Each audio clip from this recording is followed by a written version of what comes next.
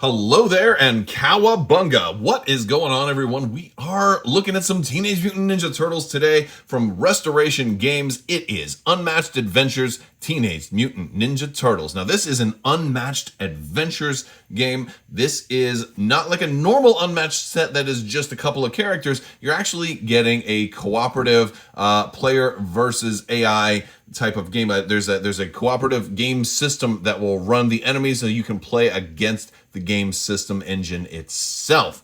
We are going to be looking at this box today and also the Shredder versus Krang expansion for this. Now, this is not a standalone game. This is an expansion for the Shredder and Krang miniatures that are going to come in here. We're going to look at the miniatures. We're going to look at the cards, the different turtles, how they play, and the game board and everything that comes inside here. Now, this was also sent out to us for review by Restoration Games, so big thanks to Restoration Games. This is up for pre-order right now. I'll put a link in the video description below where you can check out the Teenage Mutant Ninja Turtles for yourself. This one was a pretty successful crowdfunding campaign, and it is now getting ready to be in your hands if you backed it. If not, you can pre-order and check it out at the link in the description below. With all that being said, let's go ahead and get this thing open.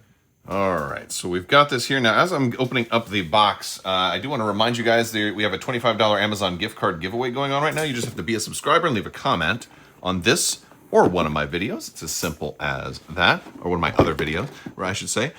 We also are going to be doing 12 days of Life Day all throughout December. So if you are already a subscriber and you comment on my videos, that enters you to win one of the 12 giveaways we're also going to be doing throughout December as well. So those are going to be kind of randomly spaced throughout the month of December. So the admin stuff is done. Let's go ahead and look at everything we're going to get in here. We got a little Restoration Games catalog, so you can check out crossbows and catapults. We've looked at that. Thunder Road, love this game. We looked at that too. Return to Dark Towers in there, some more Unmatched stuff. Hey, if you were interested in Teenage Mutant Ninja Turtles, boom, look at that. And lots of all the other sets and stuff that are in there. We've got a little attention page. We've got the core rules. And these are really nice rule books, by the way. Full color, large text, very easy to read. Color text. Restoration Games does a really good work. I have not seen anything from them that hasn't been spectacular. So that is a very cool thing. And then again, this is special rules for this set. So this is the set rules. So we'll look at both of those. Later we have adventure rules here. Now I believe this is for playing Unmatched Adventures for that. Again, Unmatched is kind of, if you're not familiar with Unmatched, this was a game that was kind of based on the old Star Wars Epic Duels, a holy grail game for a lot of people, and an absolute achievement amongst gaming where you could just kind of pick any character and go up against anybody else playing any other character, or even have multiple people kind of going up against each other in these maps. And it was very much like an everything versus everything type of thing. And that's what they've really done with Unmatched is they said, well, let's kind of remake that game system, but instead of just Star Wars taking, whoever versus whoever, let's take all kinds of, mythologies, modern history, and pop culture. And so Unmatched is this versatile, dynamic set where you can take, someone like King Arthur and have him go up against, Bruce Lee, and have him go up against the Ninja Turtles. By the way, we're going to be looking at another Unmatched set soon, which is Bruce Lee and Muhammad Ali. So stay tuned for that. Again, another reason to subscribe so you don't miss out on new stuff. So that is coming soon as well. But this is going to have all of the rules for playing the Unmatched Adventures mode, which is instead of being just kind of like a death match or a duel against somebody else, or a death match against you and your friends, that you guys can play together against the game engine. We're going to have dials. Everybody's got their health, and also they have companions. So Leonardo is going to have Master Splinter. Donatello is going to have Metalhead. Raphael will have Casey Jones. Cricket. Oh God, how many of you have seen the original Teenage Mutant Ninja Turtles movie? Honestly, underrated. One of the best movies of its decade. Still holds up really, really well today. And then Michelangelo comes with April O'Neil. We've got villains in here too. We've got Baxter Stockman, Wingnut, Slash, Leatherhead, the Rat King, and Bebop and Rocksteady, which is very cool. So we've got that. We've got Shredder and Krang with it. Wow, they have all kinds of custom dial. That is a really cool one. All right. Oh, this is fun. When assembling the Shredder and Krang health dials, make sure the 10s is on the left and the 1s is on the right. That's an important thing to, yes. Yes, the 10s. Oh, look at that. Wonderful, wonderful. So they got a lot of health. Those are bosses. And we have our map here. And this is going to be, it's like a whole map of New York. Is this one double-sided? Oh, it is double-sided. Look at, we've got the Technodrome on this side. So yeah, you got a double-sided board, which is a really cool thing. Again, most of their board, I think most of their boards are double-sided. I don't think all of them were, but I think the ones that I've looked at, I think were all double-sided. So very cool stuff. Yeah, and I love it. The color coding is important. There's different sections, and I don't know how it works with Unmatched Adventures. I haven't played the Cooperative Unmatched Adventures just yet. We have a beautiful insert here. Oh, and double layer insert. Oh my goodness. Look at this. Look at this. We got all kinds of cards in here, but I'm going to pause for a minute. Now, they always do a really nice insert. Everything I've got from Restoration Games is beautifully done. Already has a great insert. But then we look at this. This is already really nice on the top. We've got our turtles right here on the top. I'll be pulling them out. We'll do a close-up look at the miniatures here in just a moment. But then we have this whole second layer down here. And again, it's got spots for the dials. You're going to have everything sorted. Honestly, when something is this well put together, it becomes an absolute pleasure to play. And that is a beautiful thing. And it's a beautiful thing. Now, you have Shredder and Krang in here, right? You have Shredder and Krang in here already. So, but the important thing to think about is they're villains in this. You're not playing as them. If you want to play as Shredder and Krang and regular Unmatched, this what this expansion is for as well. So we'll look at that a little bit later. Let's take a close-up look at some of this cool stuff here. All right, so let's look at these miniatures, and dude, these are incredible. They're really incredible. Look at this detail. Like, this is straight out of the box. I didn't have to assemble this. I didn't even have to put the ring on the base. I mean, you can, but you could take them off and swap them around a little bit, but I don't want to do that, right? I don't want to, well, I think there might be a little bit of glue in here. I don't want to take it off anyway, because this is Leonardo. He is blue. And he's stepping on a little mouser droid. Look at all the detail that's in here. It's incredible. His face, his mouth is a little unflattering, but he's shouting, right? And honestly, I'm getting two different vibes from this. I'm getting there's a lot, this whole box, a lot of the theming in here is based on the 1980s cartoon, but I'm also getting a lot of the old comic vibes with the black and white, kind of like that more rough kind of street level hero, which definitely is appropriate for Unmatched, right? So very, very cool. We've got Raph on the rooftops. Again, these are beautiful. The shading that they've done in here is so good.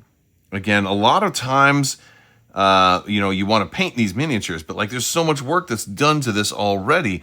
It is beautiful. You see all of that detail because of the shading, the pre-shading that they do, and all Unmatched are like this. They're really, really have beautiful miniatures. We've got Donatello there. He does have goggles on. Those aren't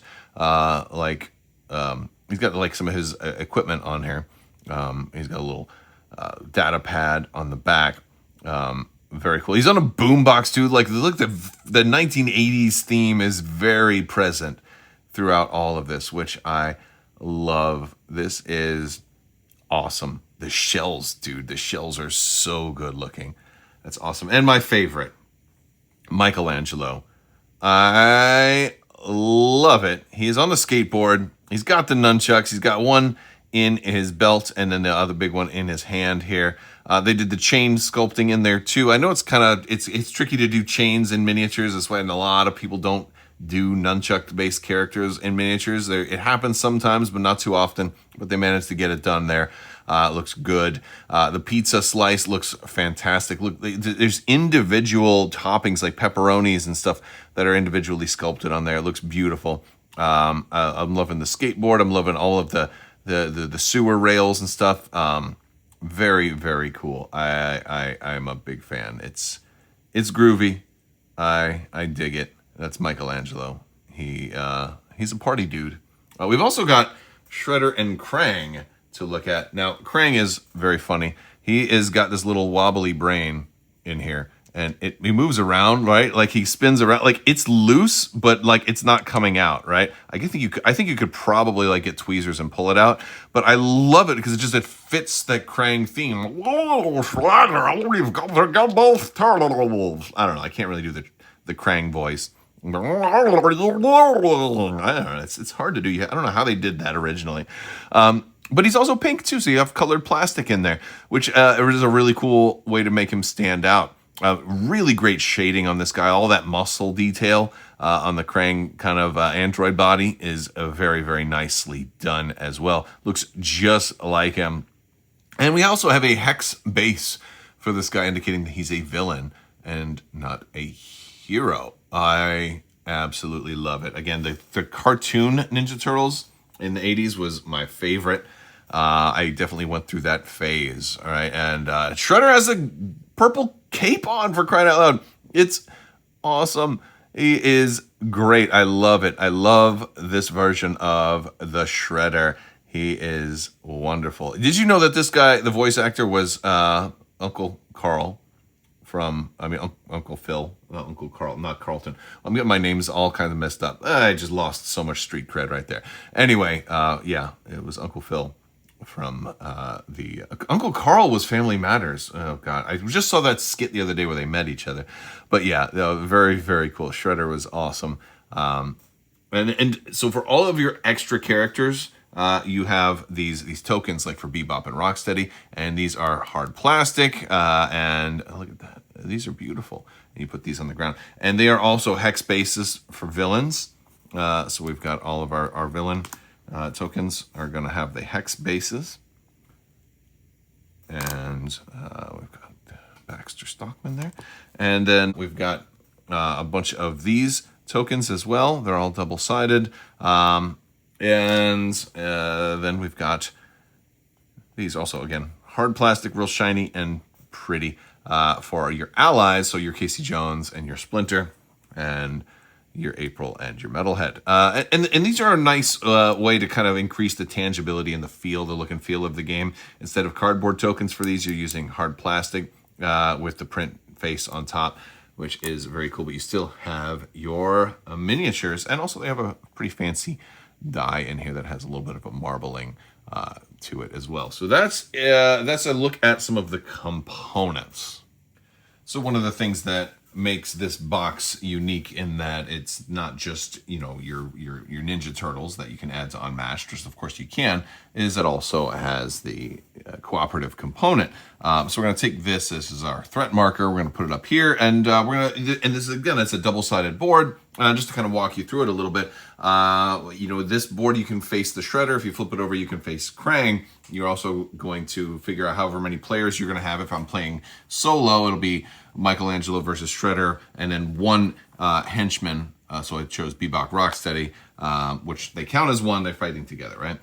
But if I was playing two players, I would add an extra henchman and so on and so forth. If I'm playing against just the Shredder, he'll have 14 health. If it's just me, if I add somebody else, he'll go up to 21, and you add 7 extra health per player. And again, all of this is in the rules document. So this is kind of how you build out the scenario. There's basically a scenario for Shredder, and then a scenario for Krang.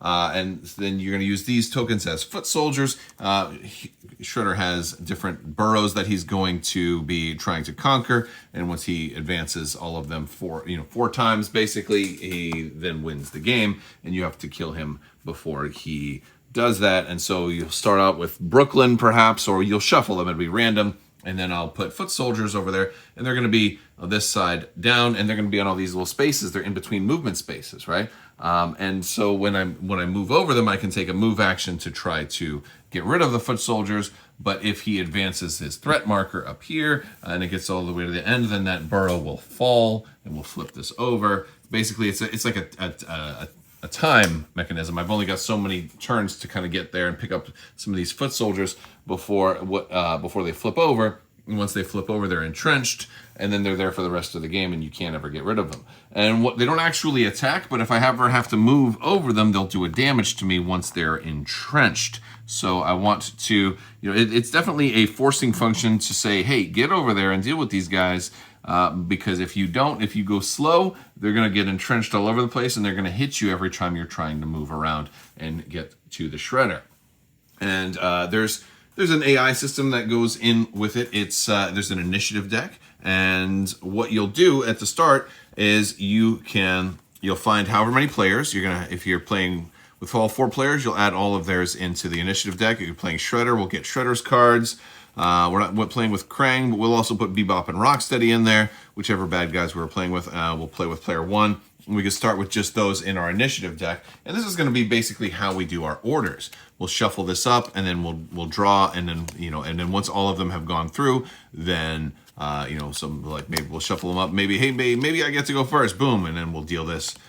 This will go to the side next to that. Of course, I'll put it off the board. I wouldn't put it on the board. And then, Shredder goes next. And then we also, he'll have a turn. He can move up to 3. And the system is kind of simple. If he can move towards somebody, whoever's the closest to him, he'll move and try to hit them. But since in this case, if I stayed all the way out here, he's got a move of 3, 1, 2, 3, boom, he can make it to me. He would then attack me. And then we would have shuffled his deck of cards, and we would pull one of these cards off of the top. And basically his cards are all double cards. Like they can all be used for attack. They're all versatile, right? But they have separate attack and defense values.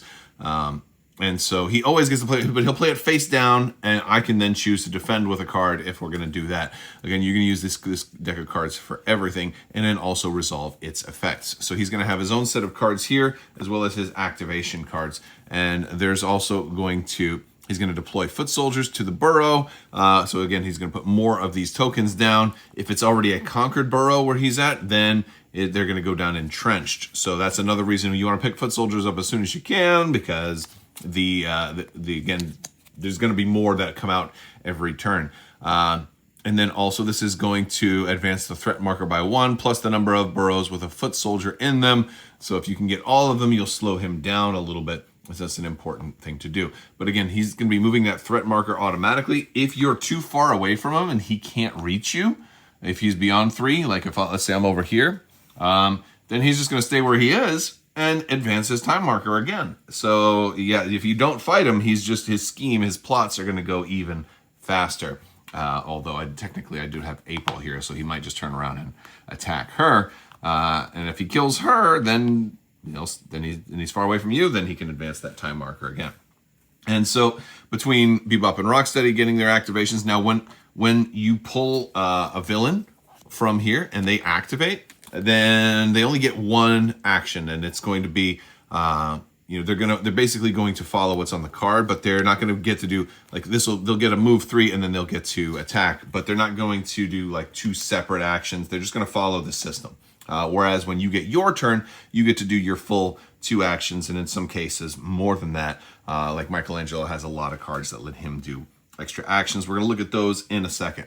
And this is just Shredder's scenario, and you can change up the villains that you add. You can also do all kinds of extra little mutators and extra things, because there's also extra cards that can go into the initiative deck.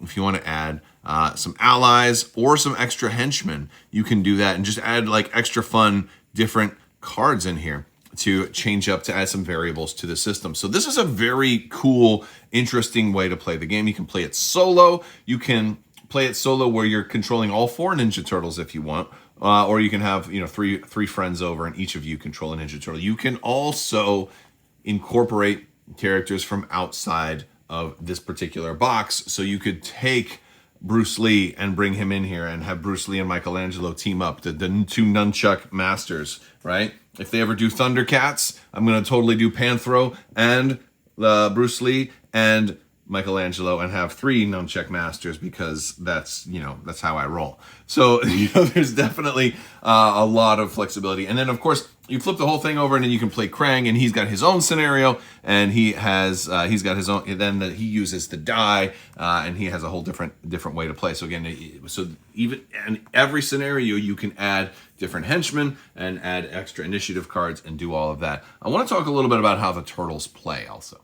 All right, so Leonardo, very cool. By the way, all of these cards have your little reminder on the back of how you play the game. The basic, you're going to draw a card, which you must. Then you can move people. You can discard a card to boost, and that boost value is going to be this little number right there. So you can get extra movement by doing that. You can play a card with the lightning bolt symbol, which is called scheming, or you can attack by playing one of these cards face down. You can attack melee, which is somebody adjacent to you, or ranged, which is somebody in the same zone, and zones are similarly colored areas. So if you're on this green and yellow area, you're considered in both of those zones, so you can ranged attack there. So certain characters have ranged attacks, so that's something to keep in mind. Just the basic rules of the game in case you're rusty on it or you haven't ever seen it. I have more videos on Unmatched, so if you're curious about like the basics of Unmatched, definitely check those out. Leonardo is melee. He comes with Splinter, who's also melee. They have a move value of 2, starting health of 16 and 9. Now, I love the backs of these cards. I love the art all over the place. These are beautiful. All the turtles have a heroes and a half shell card, which is a really strong defensive card, which is cool. Also, by the way, they tell you at the bottom how many are in there. So there's 2 of them in here. So this is an attack that you can boost. Normally you can only boost movement, but being able to boost is nice. This is something we're going to see throughout all of the decks. Leonardo leads. So again, very much a lot of the 1980s Ninja Turtles inspired into this. It's again, it has vibes from all over, but there's a lot of the 1980s Ninja Turtles that goes into this. I mean, the logo is kind of like there. The art style is similar, although not exactly the same, but it's very similar. And little things like that. Leonardo leads, and sure enough, Donatello does machines. Raphael is cool but rude, and Michelangelo is a party dude. You're going to see all of that in these cards, which is a really cool thing. And they're very thematic. Leonardo's cards for Sensei, I have a plan, is very much the leadership stuff. Leonardo's also, his special ability is, and the theming with some of his stuff is being able to move other fighters. This works great as teamwork. This is great to coordinate with somebody else. He is a team player. Not necessarily the best solo character, but this ability does also work if you're going solo, because it says you can move any fighter 1 space. It doesn't say any friendly fighter. It says any fighter. So you can move your opponent away. Maybe they're getting close to Master Splinter, and you can pull them away, right? So a lot of cool stuff like that. Or you can pull somebody into your zone if you have an ally who has a ranged attack, or you can pull somebody to adjacent to you so you can just attack twice. Because again, you can do any of these actions twice, and it's a possibility that you might want to do. Or you could move yourself and not have it take up one of your moves, which is very cool. So a lot of this cool stuff. I also want to point out a really cool card that Splinter has here too. He can swap spaces with another friendly fighter. If he does, they both recover 2 health, and you gain an action. So action economy is always a good thing in this game. But being able to swap with, again, this is also great in a 4-player game, by the way, because you have a lot of options, and it gets Splinter to safety, or maybe Splinter is full health and he's protecting one of his kids. And it's also a heal for both characters. It's just a really good card. So Splinter's got some cool stuff. Love the art here as well. So that's Leonardo. I'm going to do Raphael next. Again, you're going to see these card backs are just, I mean, this is one of the things that makes this game, and look, and it matches their health dials. Leo and Splinter's health dials are this way. I mean, this is, honestly, this is a freaking beautiful, beautiful game. It's even the cards, the cardboard, the tokens, the miniatures.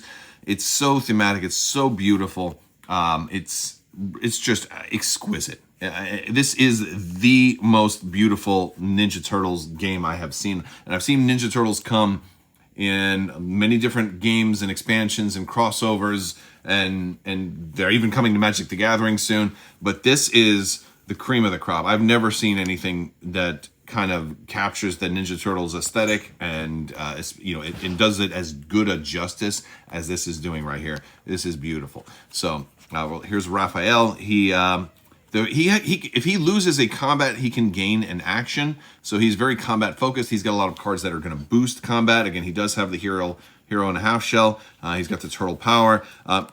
And here it is. Raphael is cool but rude. Again, beautiful stuff. I love it. You're gonna get some bonuses if you won combat. You're gonna see things that let you do extra damage. He's got I like this one. Discard any number of defense or versatile cards. Add +2 to this value for each card discarded this way. Value is how much damage you're trying to put out onto somebody else. Even if they defend, the damage, it carries over. So if they put down like a 3 defense and you've discarded maybe two other cards, so you got +4, they might defend with a 3. You're still going to do 4 damage to them or something like that. So Raphael is very much offensive oriented. Casey Jones works with this too. He's got a cool way to be able to hit somebody and knock them 3 spaces. He can do some very cool stuff. And he can have this one that could be a value 6 if he is adjacent. So very offensive, very fun looking character to play. That is Raphael. So awesome miniature. I know we already looked at the miniatures. All right, Donatello has a cool mechanic that is unique to Donatello. It's his inventions, which is just really cool.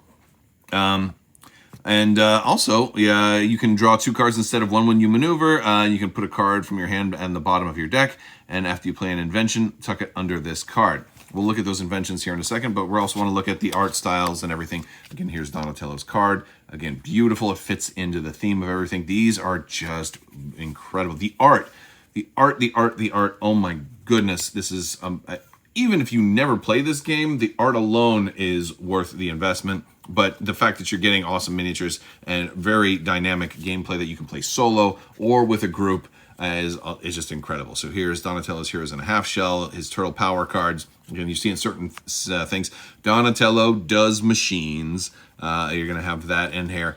You've got some other good stuff, draw a card, a lot of versatility in here for Donatello. I love the art on here. He's got the party wagon in there too, which is awesome. Now, I want to get to, he's got these invention cards, and these are these last ones here. Now, you can play these like normal cards, but anytime you play these cards, instead of going into your normal discard pile, they're going to get tucked underneath your Donatello card. And these are permanent buffs that you're going to get for the rest of the game. So whenever you play a scheme, gain an action, and this one is add 1 to the value of your attacks. And then the self-defense grid here is plus add 1 to the value of your defenses. So Donatello gets better late game as he gets his inventions out. They can never be removed from here. They can't ever be shuffled back into your deck. Once they're here, they're permanently here. Once he has his cybernetic upgrades, so to speak, he has them for the rest of the game. So very cool look at Donatello. And my favorite, Michelangelo. So at the start of the game, you can start off with 5 cards, right? But Michelangelo only starts with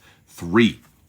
He doesn't get the full 5. He starts with only 3, but anytime he attacks or schemes, he gets to draw a card. So Michelangelo is a little bit random. He's a little bit like a chaos player. And it's one of the things that I like to say is this is less consistency, a little bit more up to chance. Fits my playstyle perfectly. I absolutely love the way they've done Michelangelo here. By the way, this is very cool. You got the nunchucks and they're like in an M. I love that. It's so cool. Or a W if you know. No, it's definitely an M.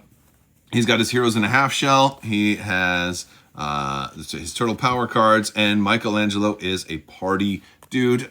Look at that. He's helping his brothers. Each friendly fighter recovers 1 health. What a nice guy. But he has a lot of cool stuff that is designed to keep him going and to see how long he can kind of, draw good cards and be able to play them. If you win a combat, you can... you're going to gain an option, or if you won the combat, you're going to gain 2 actions. So you can just kind of keep going there. He's got some really interesting cards that are going to add 1 to this card's value for each other card you've played this turn. If he can keep his chain going, again, chain, he likes to chain actions and chain draw cards, but it is up to chance a little bit. So it could be a short chain, or it could be a long nunchuck chain. And the thought that goes into this deck is brilliant. The art that's in this deck is beautiful, and the art that's in this whole game is beautiful. Actually, Michelangelo's is probably, in some cases, maybe the least be like this one is not a great example of beautiful art. This one's okay, but just about everywhere else, it's that one's all right. But most of the art throughout all of this is really, really good. Some of the other decks are maybe a little bit better, but it's overall, this just the design and the styling of everything is just gorgeous here. And you may think, okay, well, I said that you could play Shredder and Krang. Also, how do we do that? Well, we also have another box. All right, so the only things that come in the Shredder and Krang box are the two decks, the two dials, and like a rules primer on how to play these. And they are very interesting because this is not a standalone expansion. It does require the Ninja Turtles box because it's going to be using components that come in the box. For example, the miniatures are only available in the box. Shredder has Bebop and Rocksteady as a sidekick. And so if you wanted to have Bebop and Rocksteady, of course you would need the tokens. Shredder is also going to be using Foot Clan tokens. So here's his card. He also has really cool looking art on here. By the way, not only is the art really cool, but the color schemes for everybody are really cool. Like look at the colors of like the background and the fonts like match the character and their motif so very, very well. It's beautiful. I love what's going on here. Shredder has some excellent cards, and he is, again, most of his stuff, he's going to be able to deploy foot soldiers. He's also got, I think Bebop and Rocksteady have an ability that they can deploy some foot soldiers as well. So they can do that. And everything, just about everything kind of works with those foot soldiers. So you're going to need those. I think you start with a supply of like 20 or something like that. So he starts with quite a bit of his foot soldiers, and that's how you can run Shredder. Krang does not actually have a sidekick. Krang is running solo. Oh, God, look at that card. I love it. It's really, really cool. He's going to use these 3 Doomsday Machines. These are things that you use for Krang's scenario.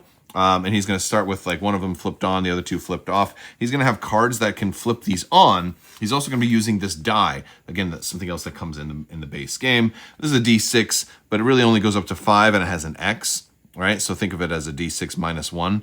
And basically you're going to roll this die for a lot of his effects. And if you don't like the roll, you can flip one of your Doomsday Machines off and get a reroll.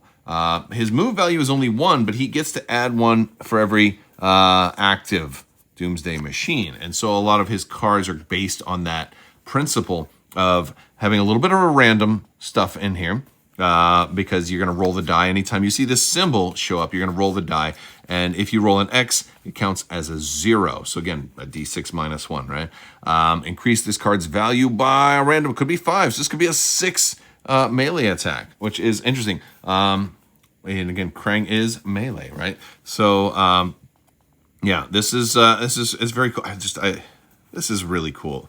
Again, the art is overall really, really good here. I give it like a 98%, where I love so much of it. It's really, really well done. The color schemes are good. Everything feels themed appropriately for each character also. It's really, really cool. So that's Krang and Shredder if you want to run them in a regular competitive style unmatched game, winner take all, sort of game.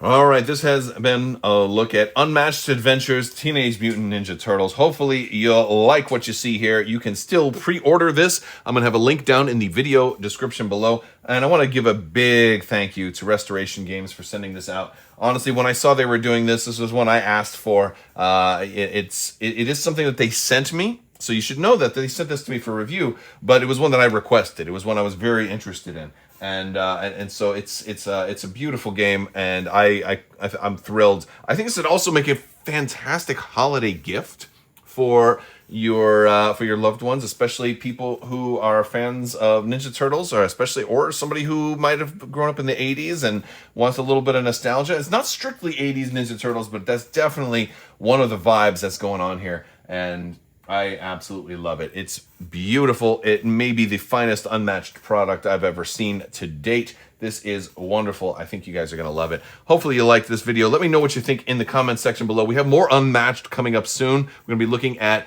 Muhammad Ali and Bruce Lee in that new box that's coming, so stay tuned for more Unmatched, and I will talk to you guys later. I want to thank you all so much for watching, and big thanks to my patrons. You guys help make this whole channel possible. I will talk to you later. May the force be with you. Live long and prosper. Be excellent to each other. Party on, dudes.